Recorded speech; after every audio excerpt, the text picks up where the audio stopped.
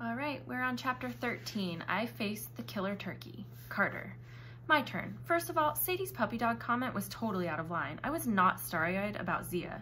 It's just that I don't meet a lot of people who can throw fireballs and battle gods. Stop making faces at me, Sadie. You look like Khufu. Anyway, we plunged into the sand tunnel. Everything went dark. My stomach tingled with top of the roller coaster weightlessness as I hurtled forward. Hot winds whipped around me and my skin burned. Then I tumbled out onto a cold tile floor and Sadie and Zia crashed on top of me. Ow, I grumbled. The first thing I noticed was the fine layer of sand covering my body like powdered sugar. Then my eyes adjusted to the harsh light. We were in a big building like a shopping mall, with crowds bustling around us. No, not a mall. It was a 2-level airport concourse with shops, lots of windows, and polished steel columns. Outside it was dark, so I knew we must be in a different time zone. Announcements echoed over the intercom in a language that sounded like Arabic. Sadie spit sand out of her mouth. Yuck! Come on, Zia said. We can't stay here. I struggled to my feet. People were streaming past, some in Western clothes, some in robes and headscarves. A family, arguing in German, rushed by and almost ran me over with their suitcases. Then I turned and saw something I recognized. In the middle of the concourse stood a life-size replica of an ancient Egyptian boat made from the glowing display cases, a sales counter for perfume and jewelry. This is the Cairo airport, I said. Yes, Zia said. Now let's go. Why the rush? Can she follow us through the sand gate? Zia shook her head. An artifact overheats whenever it creates a gate. It requires a 12-hour cooldown before it can be used again, but we still have to worry about airport security. Unless you'd like to meet the Egyptian police, you'll come with me now. She grabbed our arms and steered us through the crowd. We must have looked like beggars in our old-fashioned clothes, covered head to toe in sand. People gave us a wide berth, but nobody tried to stop us. Why are we here? Sadie demanded. To see the ruins of Heliopolis, Zia said. Inside an airport? Sadie asked. I remembered something Dad had told me years ago and my scalp tingled. Sadie, the ruins are under us. I looked at Zia. That's right, isn't it? She nodded. The ancient city was pillaged centuries ago. Some of its monuments were carted away, like Cleopatra's 2 needles. Most of its temples were broken down to make new buildings. What was left disappeared under Cairo's suburbs. The largest section is under the airport. And how does that help us? Sadie asked. Zia kicked a maintenance door open. On the other side was a broom closet. Zia muttered a command, Sahad, and the image of the closet shimmered and disappeared, revealing a set of stone steps leading down. Because not all of Heliopolis is in ruin, Zia said. Follow closely and touch nothing. The stairs must have led down about 7 million miles because we descended forever. The passage had been made for miniature people, too. We had to crouch and crawl most of the way, and even so I bonked my head on the ceiling a dozen times. The only light was from a ball of fire in Zia's palm, which made shadows dance across the walls. I'd been in places like this before, tunnels inside pyramids, tombs my dad had excavated, but I've never liked them. Millions of tons of rock above me seemed to crush the air out of my lungs. Finally, we reached the bottom. The tunnel opened up and Zia stopped abruptly. After my eyes adjusted, I saw why. We were standing at the edge of a chasm. A single wooden plank spanned the void. On the opposite ledge, 2 jackal-headed granite warriors flanked a doorway. Their spears crossed over the entrance. Sadie sighed. Please, no more psychotic statues. Do not joke, Zia warned. This is an entrance to the first Nome, the oldest branch of the House of Life, headquarters for all magicians. My job was to bring you here safely, but I cannot help you cross. Each magician must unbar the path for herself, and the challenge is different for each supplicant. She looked at Sadie expectantly, which annoyed me. First boss, now Zia, both of them treated Sadie like she should have had some kind of superpowers. I mean, okay, so she'd been able to blast the library doors apart, but why didn't anyone look at me to do cool tricks? Plus, I was still annoyed with Sadie for the comments she'd made at the museum in New York. How I had it so good traveling the world with Dad. She had no idea how often I wanted to complain about the constant traveling. How many days I wish I didn't have to get on a plane and could just be like a normal kid going to school and making friends. But I couldn't complain. You always have to look impeccable, Dad had told me. And he didn't just mean my clothes. He meant my attitude. With Mom gone, I was all he had. Dad needed me to be strong. Most days I didn't mind. I loved my dad. But it was also hard. Sadie didn't understand that. She had it easy. And now she seemed to be getting all the attention, as if she were the special one. It wasn't fair. Then I heard Dad's voice in my head. Fairness means everyone gets what they need, and the only way to get what you need is to make it happen yourself. I don't know what got into me, but I drew my sword and marched across a plank. It was like my legs were working by themselves, not waiting for my brain. Part of me thought, this is a really bad idea. but part of me answered, "No, we do not fear this," and the voice didn't sound like mine. "Carter!" Sadie cried. I kept walking. I tried not to look down at the yawning void under my feet, but the sheer size of the chasm made me dizzy. I felt like one of those gyroscope toys, spinning and wobbling as I crossed the narrow plank. As I got closer to the opposite side, the doorway between the two statues began to glow like a curtain of red light. I took a deep breath. Maybe the red light was a portal, like the gate of sand. If I just charged through fast enough. That was the first dagger shot out of the tunnel. My sword was in motion before I realized it. The dagger should have impaled me in the chest, but somehow I deflected it with my blade and sent it sailing into the abyss. 2 more daggers shot out of the tunnel. I'd never had the best reflexes, but now they sped up. I ducked one dagger and hooked the other with the curved blade of my sword, turned the dagger and flung it back into the tunnel. How the heck did I do that? I advanced to the end of the plank and slashed through the red light, which flickered and died.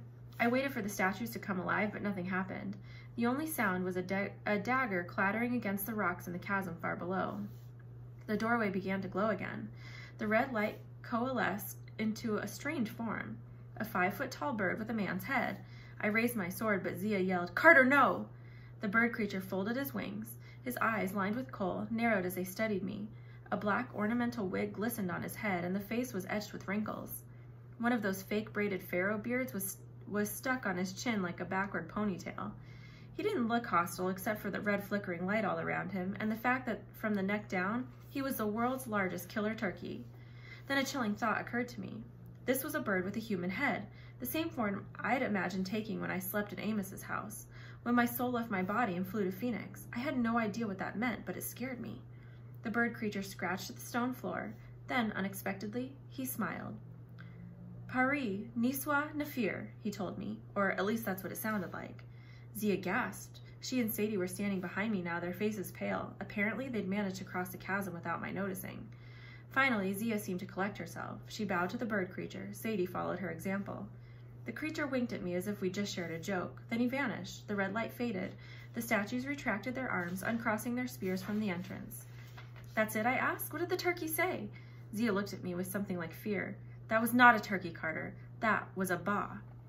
I'd heard my dad use that word before, but I couldn't place it. Another monster? "A human soul," Zia said. "In this case, a spirit of the dead, a magician from ancient times come back to serve as guardian. They watch the entrances of the house." She studied my face as if I'd just developed some terrible rash. "What?" I demanded. "Why are you looking at me that way?" "Nothing," she said. "We must hurry." She squeezed by me on the ledge and disappeared into the tunnel. Sadie was staring at me too. "All right," I said. "What did the bird guy say? You understood it?" She nodded uneasily. "He mistook you for someone else. He must have bad eyesight." Because he said, 'Go forth, good king.'" I was in a daze after that. We passed through the tunnel and entered a vast underground city of halls and chambers, but I only remember bits and pieces of it. The ceiling soared to 20 or 30 feet, so it didn't feel like we were underground. Each chamber was lined with massive stone columns like the one I'd seen in Egyptian ruins, but those were in perfect condition, brightly painted to resemble palm trees.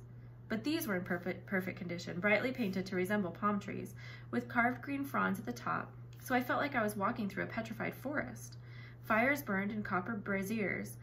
They didn't seem to make any smoke, but the air smelled good, like a marketplace for spices, cinnamon, clove, nutmeg, and others I couldn't identify. The city smelled like Zia. I realized that this was her home. We saw a few other people, mostly older men and women. Some wore linen robes, some modern clothes. One guy in a business suit walked past with a black leopard on a leash as if that were completely normal. Another guy barked orders to a small army of brooms, mops, and buckets that were scuttling around cleaning up the city. "Like the cartoon," Sadie said, "where Mickey Mouse tries to do magic and the brooms keep splitting and toting water." "The Sorcerer's Apprentice," Zia said. "You do know that was based on an Egyptian story, don't you?" Sadie just stared back. I knew how she felt. It was too much to process. We walked through a hall of jackal-headed statues, and I could swear their eyes watched us as we passed. A few minutes later, Zia led us through an open-air market, if you can call anything open-air underground, with dozens of stalls selling weird items like boomerang wands, animated clay dolls, parrots, cobras, papyrus scrolls, and hundreds of different glittering amulets. Next, we crossed a path of stones over a dark river teeming with fish. I thought they were perch until I saw their vicious teeth. "Are those piranhas?" I asked. "Tiger fish from the Nile," Zia said. "Like piranhas, except these can weigh up to 16 pounds. I watched my step more closely after that. We turned a corner and passed an ornate building carved out of black rock. Seated pharaohs were chiseled into the walls, and the doorway was shaped like a coiled serpent. "What's in there?" Sadie asked. We peeked inside and saw rows of children, maybe 24 in all, about 6 to 10 years old or so, sitting cross-legged on cushions. They were hunched over brass bowls, peering intently into some sort of liquid and speaking under their breath. At first I thought it was a classroom, but there was no sign of a teacher, and the chamber was lit only by a few candles. Judging by the number of empty seats, the room was meant to hold twice as many kids. "Our initiates," Zia said, "learning to scry. The first gnome must keep in contact with all of our brethren all over the world. We use our youngest as operators, I suppose you would say. So you've got bases like this all over the world? Most are much smaller, but yes." I remembered what Amos had told us about gnomes. Egypt is the first gnome. New York is the 21st. What's the last one, the 360th? "That would be Antarctica," Zia said. "A punishment assignment. Nothing there but a couple of cold magicians and some magic penguins." "Magic penguins?" "Don't ask." Sadie pointed to the children inside. "How does it work? They see images in the water?" "It's oil, Zia said, but yes." "So few," Sadie said. "Are these the only initiates in the whole city?" "In the whole world," Zia corrected. "There were more before—" She stopped herself. "Before what?" I asked. "Nothing," Zia said darkly. "Initiates do our scrying because young minds are most receptive. Magicians begin training no later than the age of 10, with a few dangerous exceptions." "You mean us?" I said. She glanced at me apprehensively, and I knew she was still thinking about what the bird spirit had called me, a good king. It seemed so unreal, like our family name in that Blood of the Pharaohs scroll. How could I be related to some ancient kings? And even if I was, I certainly wasn't a king. I had no kingdom. I didn't even have my single suitcase anymore. "They'll be waiting for you," Zia said. "Come along." We walked so far my feet began to ache. Finally, we arrived at a crossroads.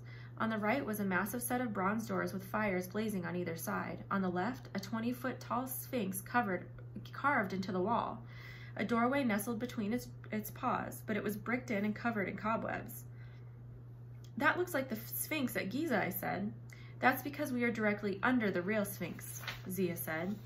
"That tunnel leads straight up to it, or used to before it was sealed. But," I did some quick calculations in my head, "the Sphinx is like 20 miles from the Cairo airport, roughly. No way we've walked that far."